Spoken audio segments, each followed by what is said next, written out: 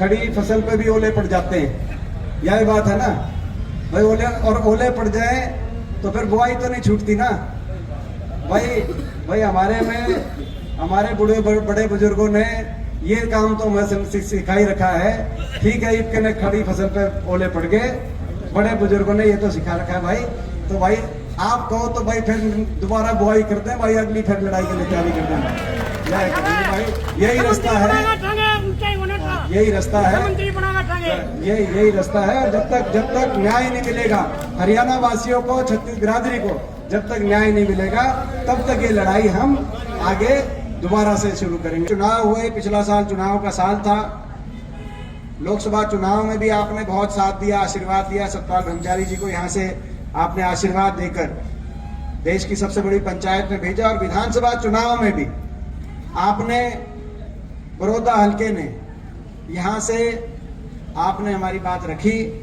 और यहाँ से जो एक लड़ाई चल रही थी, जो एक हम लड़ाई, एक न्याय की लड़ाई, जो सरकार थी, सत्ता दल था, एक विपक्ष के नाते जो एक लड़ाई हमने उनसे लड़ी। बहुत लंबे समय तक हरियाणा के हर वर्ग की उपेक्षा हुई, हमारा ये मानना था। 750 किसानों की जान लेने वाली सरकार साबित हुई। देश में सबसे ज्यादा बेरोजगारी हरियाणा में लाने वाली सरकार साबित हुई। जाति पाति और धर्म के आधार पर हरियाणा के समाज को बांटने वाली ये सरकार साबित हुई। गरीब के हकों से को उनसे वंचित रखने वाली सरकार साबित हुई। तो इसीलिए हम ये न्याय की लड़ाई लड़ रहे थे। और उस न्याय की लड़ाई में जब फैसले की घड़ी आई तो बड़ौदा हल्के ने जो है फैसला दिया और भाई यहाँ से हमारे इंदुराज को जिताकर भेजने का काम किया। मैं आप सबका बहुत बहुत इस बात के लिए धन्यवाद करता हूँ। ये बात सही है कि प्रजातंत्र में सत्ता पक्ष होता है, विपक्ष होता है। आपकी दिल की दिल में रह गई। आप चाहते थे कि भाई चंडीगढ़ में आपकी सरकार बने, वो दिल में दिल की रहेगी कि नहीं रहेगी? दिल की दिल में रहेगी।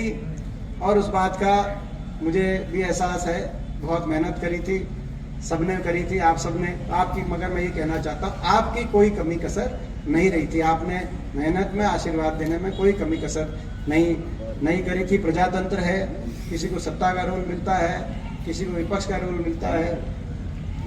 थोड़ी से मतों से पूरे इतने बड़े प्रदेश में आधे % वोट से 22,000 वोटों से केवल फर्क रहा। इतने बड़े प्रदेश में 22,000 वोट का फर्क, ज्यादा फर्क नहीं होता जो बीजेपी की कुल वोट आई और कांग्रेस की कुल वोट आई। तो थोड़ी से 2-4 सीटों से जो बातें हुई मैं उनमें नहीं जाना चाहता क्योंकि राजनीतिक कार्यक्रम नहीं है। लेकिन हमारी जिम्मेदारी विपक्ष की है। तो मैं आपको ये विश्वास दिलाता हूँ कि उस जिम्मेदारी को हम अच्छे से निभाएंगे।